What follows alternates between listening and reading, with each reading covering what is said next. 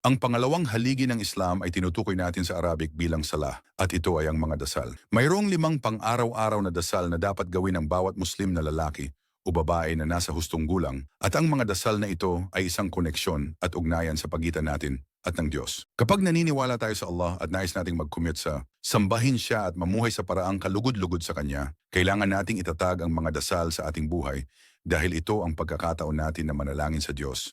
Humingi sa Kanya ng gabay, humingi ng kapatawaran, magsisi sa Kanya, humiling para sa lahat ng mabubuting bagay at biyaya na nais natin sa buhay na ito, at higit sa lahat, sa kabilang buhay. Ang panalangin ay isa ring pisikal na panalangin kung saan tayo ay yumuyuko at nagpapatira pa at tayo ay nakatayong mapagpakumbaba sa harap ng Diyos at isinusuko natin ang ating sarili pisikal, mental at spiritual kay Allah. Nagdarasal kami ng magkakasama maraming beses, kaya't pinatitibay nito ang pagkakapatiran sa pagitan ng mga kapatid na lalaki at babae at nagdarasal kami lahat sa parehong paraan, sa parehong wika, lahat nakaharap sa iisang direksyon patungo sa Mecca. At ito ay isang bagay na nagbubuklod sa mga Muslim sa buong mundo. Marami ang magsasabi, ang pagdarasal ng 5 beses sa isang araw ay parang masyadong marami. Paano posible na magagawa ko yun sa buhay ko? Nagdadasal ako minsan sa isang taon. Nagdadasal ako minsan sa isang buwan, minsan sa isang linggo. Pero paano ako makakapagdasal araw-araw at 5 beses sa isang araw? Sasabihin namin na posible ito at kailangan. Katulad ng katawan natin na kailangan ng nutrisyon, ganun din ang kaluluwa at espiritu natin na kailangan ng nutrisyon at ang pagdarasal ay isang nutrisyon para sa kaluluwa. Ang panalangin ay isang pagkakataon para maalala natin ang ating layunin sa buhay upang itigil ang lahat ng kaabalahan, lahat ng trabaho at abala sa pamilya, pera, paaralan at iba pa.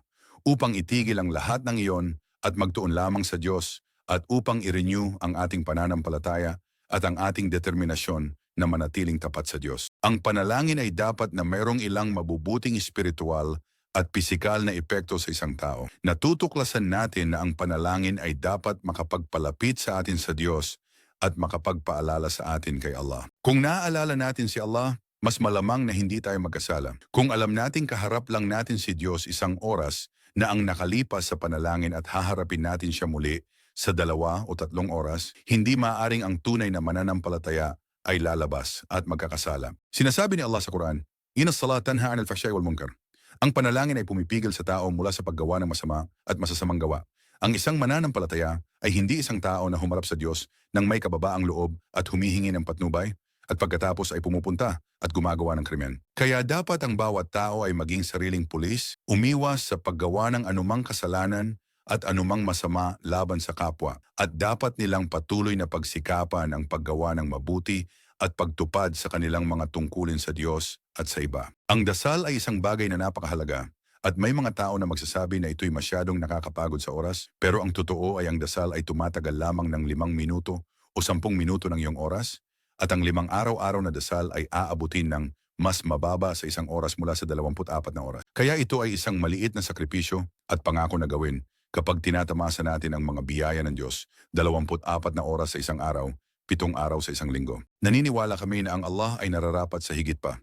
At ito ay maliit na sakripisyo lamang na ginagawa namin para sa Kanya. At ang Allah ay hindi nakikinabang sa mga dasal na ginagawa namin ni hindi rin siya maaapektuhan kapag hindi namin nagawa ang mga dasal na yon. Ngunit sa halip, ang mga dasal ay para sa ating sariling kapakinabangan at ang mga dasal ay magiging kapinsalaan sa atin kapag hindi natin ito isinasagawa at kapag tayo ay pabaya sa pagsasagawa nito.